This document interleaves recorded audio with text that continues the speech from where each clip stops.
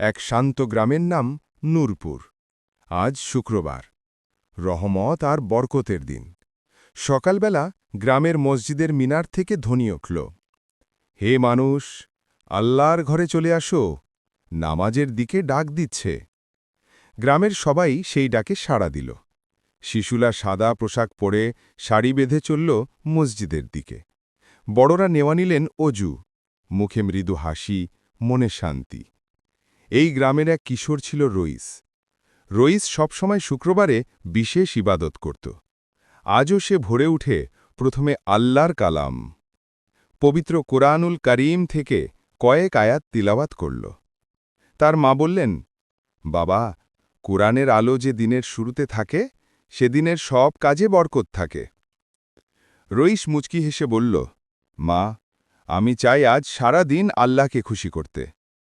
মসজিদে জমায়েত হল শুক্রবারের জুমার নামাজ। খতিব সাহেব বললেন, আজ শুক্রবার, আল্লাহর বিশেষ দিন। কুরআন পড়ো, দুরুদ পাঠ করো এবং নামাজে মন দাও। জীবন আলোর পথে চলবে। নামাজ শেষে রইস দেখল এক বৃদ্ধ মানুষ বসে আছেন চুপচাপ। তিনি ঘরে যেতে পারছেন না। রইস দৌড়ে গিয়ে বলল, চাচা, আমি কি আপনাকে সাহায্য করতে পারি? বৃদ্ধ চাচা বললেন, বাবা, কেউ একটু হাত বাড়ালেই হয়। তুমি সত্যিই ভালো ছেলে। রইস তাকে ধরাধরি করে বাড়ি পৌঁছে দিল। বৃদ্ধ চাচা দোয়া করলেন, আল্লাহ তোমাকে কোরআনের আলোয় বড় করুক। সেদিন রইসের হৃদয় ভরে গেল। সে বুঝল, আল্লাহর কালাম পড়া, নামাজ আদায় করা আর মানুষের উপকার করা, এগুলোই একজন মুসলমানের প্রকৃত সৌন্দর্য।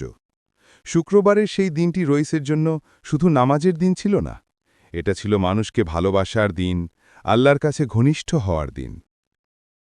শুক্রবারের কুরআন তিলাওয়াত, নামাজ, দুরুদ এবং সৎ কাজ মানুষের জীবনকে আলোতে ভরে দেয়। ভিডিওটা ভালো লাগলে একটা লাইক দিও, কমেন্টে মতামত জানাও আর চ্যানেলটা সাবস্ক্রাইব করে পাশে থাকো।